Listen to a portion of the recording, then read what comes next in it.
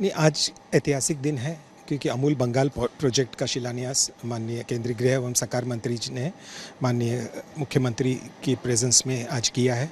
700 करोड़ रुपए का निवेश है और एक बड़ा सपना है कि यहाँ के किसानों को डेयरी इंडस्ट्री के साथ जोड़ना, अमूल के साथ जोड़ना और बंगाल की विकास में साझेदारी करना।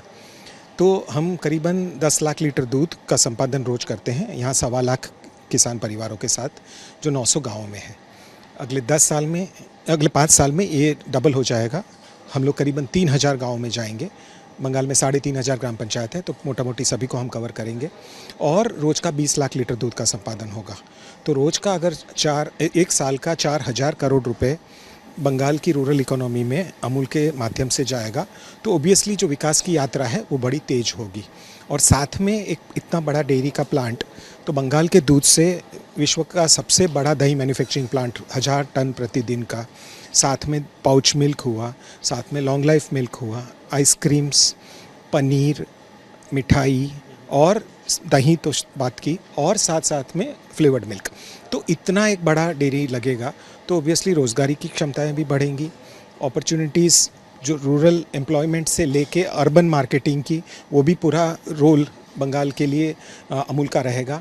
और मुझे विश्वास है कि ये एक जो पहला इन्वेस्टमेंट है हमारा, और साथ में मुख्यमंत्री और माननीय गृह और सरकार मंत्री अमित शाह जी ने 2 नए आइसक्रीम और डेयरी प्लांट्स की भी बात की, तो स्वाभाविक तौर पे अगले कई सालों के लिए हमारी जो एक्टिविटीज़ यहाँ हैं काफ़ी तेज़ रहेंगी।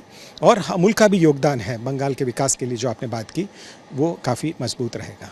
ये एक बहुत ही पॉजिटिव फैक्टर है और जो अप्रोच लिया है इस सरकार ने वो डेफिनेटली प्रो बिज़नेस है और डेयरी तो प्रो रूरल भी है। तो वो दोनों का एक कॉम्बिनेशन अमूल आज दे रहा है। तो 700 करोड़ का इन्वेस्टमेंट अपनी जगह पे है, पर 10 साल में अगर आप बोलेंगे 40,000 करोड़ का अमूल की वजह से रूरल इकोनॉमी में पैसा जाना, और वो भी किसान के डायरेक्टली बैंक अकाउंट में, इटसेल्फ इंडिकेट करता है कि जो डेवलपमेंट और ग्रोथ के डायमेंशंस हैं वो सिर्फ अर्बन एरिया के लिए सीमित नहीं है, सर्वांगी विकास के लिए राज्य के उस दिशा में सरकार ने काम किया है। और हम और देश के अन्य राज्यों में भी काम करते हैं, और जहाँ भी हमने देखा है कि सरकार इतनी पॉजिटिव है, जहाँ सरकार प्रो ग्रोथ है, प्रो डेवलपमेंट है, प्रो फ्यूचर है एंड प्रो फार्मर्स है, तो डेफिनेटली रिजल्ट्स बहुत अच्छे आते हैं। गाँव में अगर रोजगारी मिले तो कोई अपना गाँव नहीं छोड़ना चाहेगा। दूध एक ऐसा माध्यम है कि जहां महिला से लेकर पूरे परिवार को रोजगारी मिलती है, और पशुपालन की वजह से ये होगा। जैसे माननीय मंत्री जी ने बताया कि यहाँ पे एग्रीकल्चर बहुत ही अच्छा है, यहाँ के पानी की अवेलेबिलिटी बहुत अच्छी है, और अगर ब्रीड की भी हमने सुधारने की बात की और उसमें से जो दूध उत्पादन हुआ उसके भी आपने प्रोक्योरमेंट सिस्टम कोऑपरेटिव के माध्यम से बात की, तो किसान सिर्फ सप्लायर नहीं रहता है, वो मालिक बन जाता है। तो ये एक पावर है कोऑपरेटिव मॉडल का, जो माननीय मंत्री जी ने बहुत ही अच्छी तरह से सबको समझाया।